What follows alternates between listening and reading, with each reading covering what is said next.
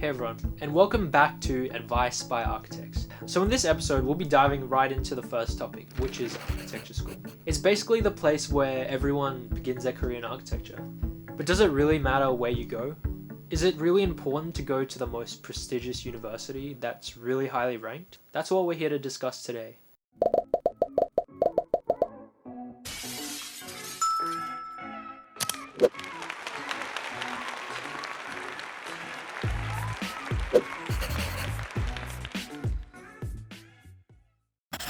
My experience was full on, but wonderful. I think I enjoyed that period also because I was experiencing a beautiful time in the city of Milan. Challenging but rewarding, I suppose, would be the words I'd use. But certainly very enjoyable, and I was in a very close-knit cohort and maintained a very strong studio culture. I'll say my experience at uni was unforgettable. It was very eye-opening to meet people from all different walks of life, different cultures. I think it was nerve-wracking. It was a bit of a roller coaster ride to really try and find what it was all about and then try and find my place in it. If you could go back and change just one thing, what would that be? I'd probably be more dedicated in my undergrad. I suppose force myself out of normal comfort zones. In my time in university, I got very complacent with doing what people wanted me to be doing. I would give myself more chances to fail because then that gives you more chances to rise above your failures.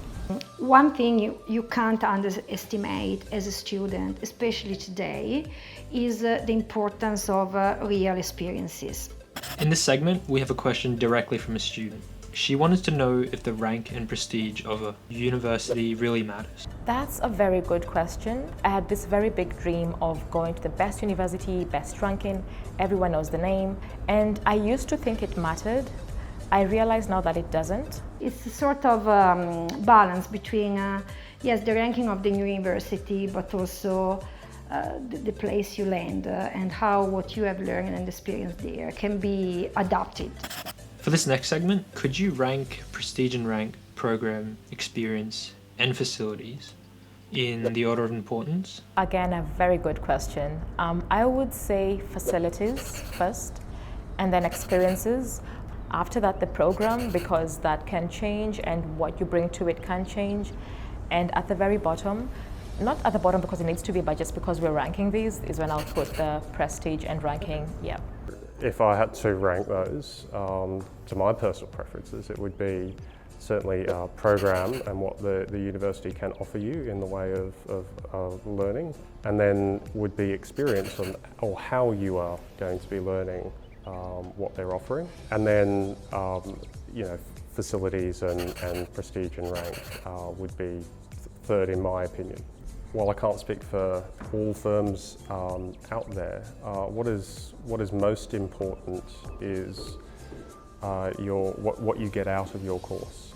Yeah, I would put program first, but I say that and I actually also believe that the people who run the program are almost as important or as important, because their dedication to it is vital in terms of being there to support you at those key moments. The experience I would rank as second. It's a terrible thing to say for an architect, but I would put the facilities third.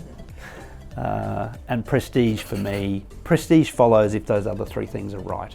I would add to this list Okay, sure, yeah, of course. the city, the university is embedded, because as I said, there is a nice continuity and a synergy between the university and the city where you decide to study in.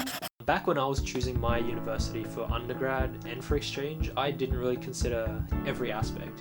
But I do know that when it comes to the postgrad program, I will be doing a lot more research. Anyway, I hope this episode comes in handy for the people out there that are still selecting your university.